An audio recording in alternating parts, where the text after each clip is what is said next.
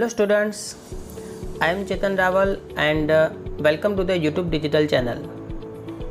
First, congratulations to all the students for getting good marks in standard 10 board examination.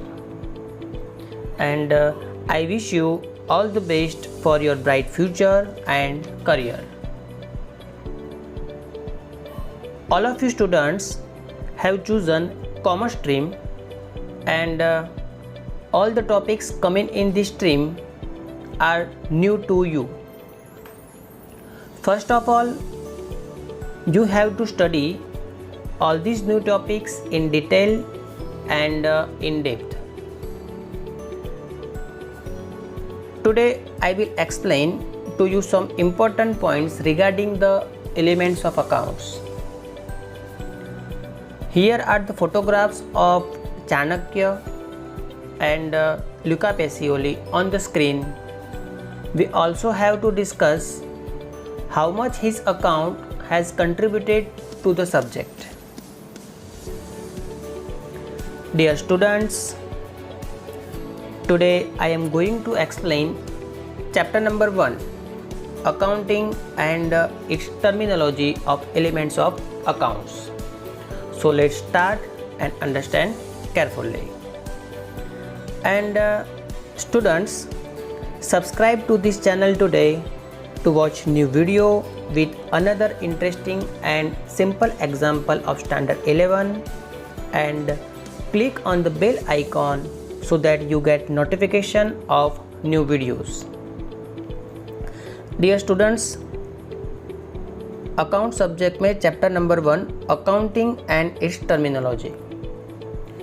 Account subject आपके लिए नया है। Accounting क्या है, किस तरीके से अकाउंट लिखा जाता है, बराबर उसके टर्मिनोलॉजी जो बेसिक्स वर्ड्स है वो यहाँ पे चैप्टर 1 में थियरी में हमें समझना है। ठीक है, स्टैंडर्ड 11 में एलिमेंट्स ऑफ अकाउंट्स आपकी पार्ट 1 और पार्ट 2 दो टेक्स्ट बुक रहेगी और पूरे साल में ये 2 टेक्स्ट बुक आपको लर्न करनी है। ठीक है, तो 11th और 12th में और आगे भी आप कॉमर्स में स्टडी करने वाले हो तो कॉमर्स में जो अकाउंट्स के जो बेसिक्स वर्ड्स है वो यहाँ पे चैप्टर 1 में हमें लर्न करना है। जैसे कि आप सबको पता है कि कोई स्पोर्ट्स गेम हो तो स्पोर्ट्स गेम के कुछ स्पेसिफिक वर्ड्स होते हैं। ठीक है, तो वैसे ही यहाँ पे अकाउंट में भी कुछ ऐसे बेसिक्स वर्ड्स है जो हमें चैप्टर 1 में लर्न करने होते हैं। ठीक है, तो मतलब उसको टर्मिनोलॉजी बोला जाएगा। ठीक है, तो आज हम स्टार्ट करते हैं accounting and its terminology. First हम इंट्रोडक्शन से शुरुआत करते हैं। Point number 1, human being has its separate and special existence in the universe. पूरे ब्रह्मांड में मानवी का खुद का अलग और एक विशेष अस्तित्व होता है। And point number 2, human being is an intellectual animal, वो आप अच्छे से जानते हो। Point number 3, human being has a different lifestyle. हर एक पर्सन का, हर एक मानवी का जीने का तरीका अलग होता है, different lifestyle. Okay, next point number 4, it's lifestyle is related with social, religious, economic needs.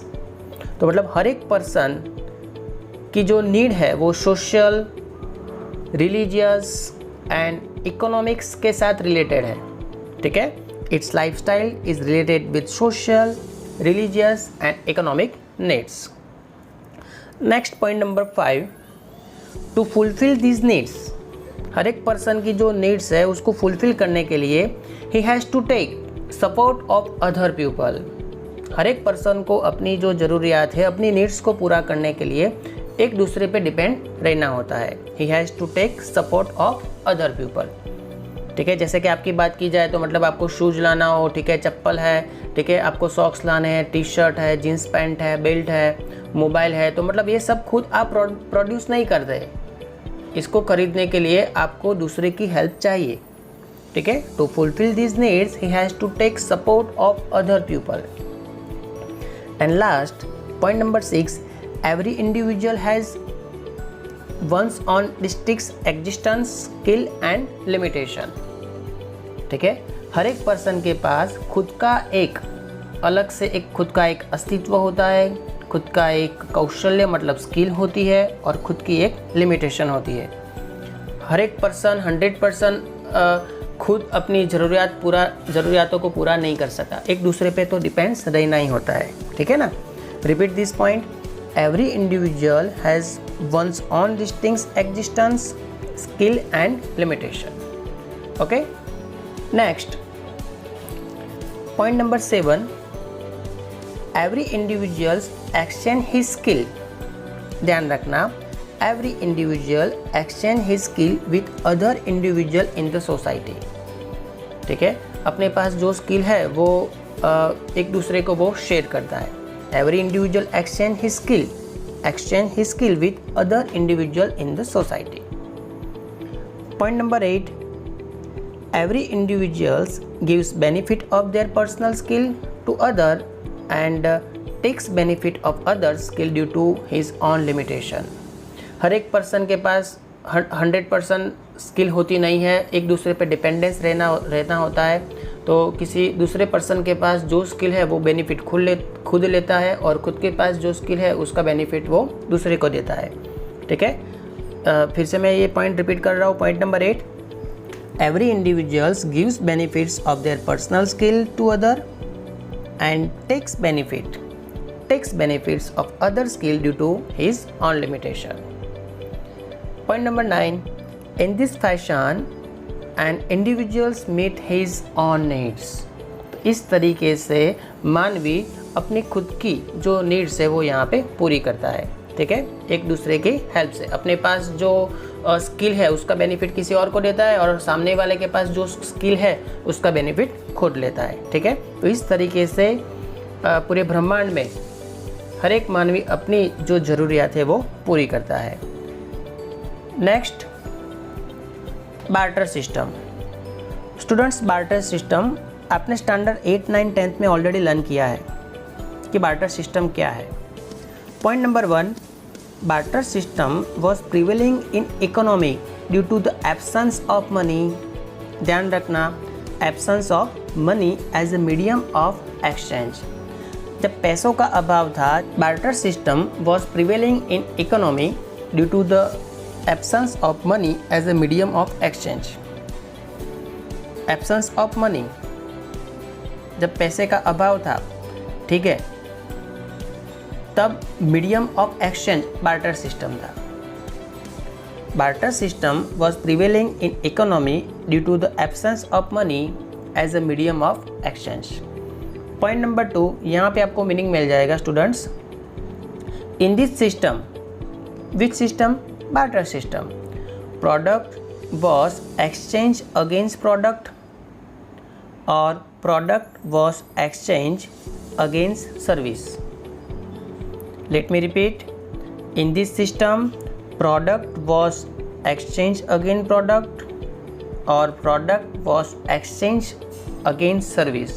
Product के सामने प्रोडक्ट एक्सचेंज कर सकते थे आप, या तो प्रोडक्ट के सामने सर्विस। तो ये डेफिनेशन आप ध्यान रखना। एक एग्जांपल में आपको समझा दूँ तो आपको क्लियर हो जाएगा। Point number 3, a farmer has grain and he is in need of cloth. Farmer के पास ग्रेन है और उसको कपड़े की ज़रूरत है। एंड हु हैज़ क्लोथ, जिसके पास क्लोथ है, is in need of grain, उसको ग्रेन की ज़रूरत है। Point number 4, in this case both the parties, जो फार्मर है और जिसके पास क्लोथ है, both the parties use to fulfil their needs by exchange of product. ठीक है, तो ये आमने सामने अपनी ज़रूरियातों को वो पूरा कर सकते हैं।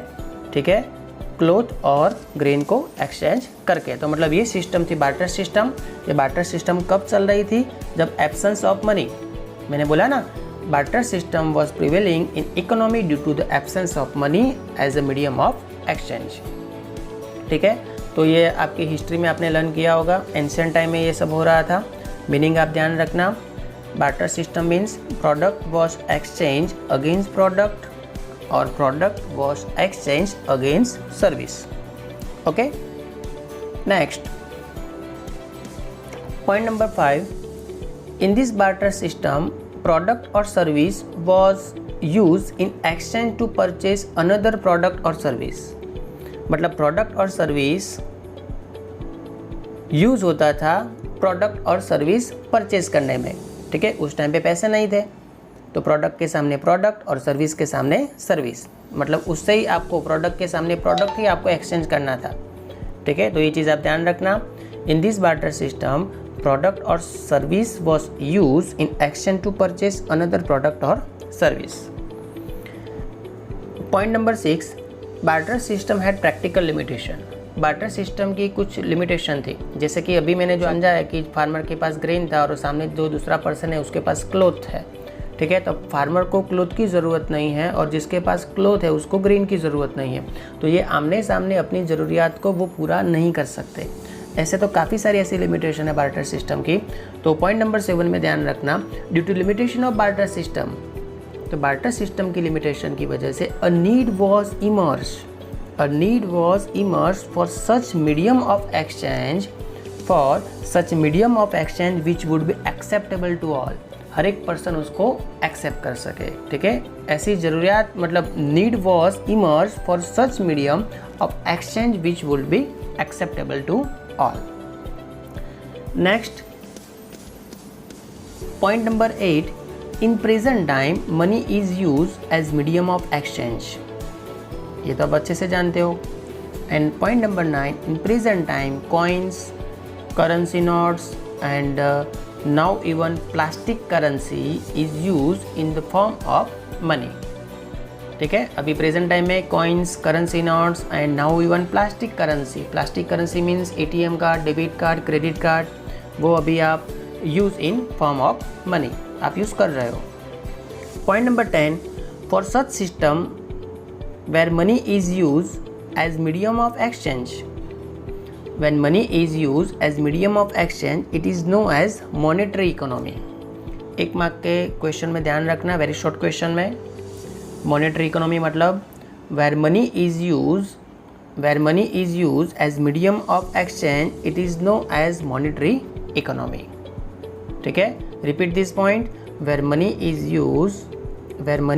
used as medium of exchange it is known as monetary economy।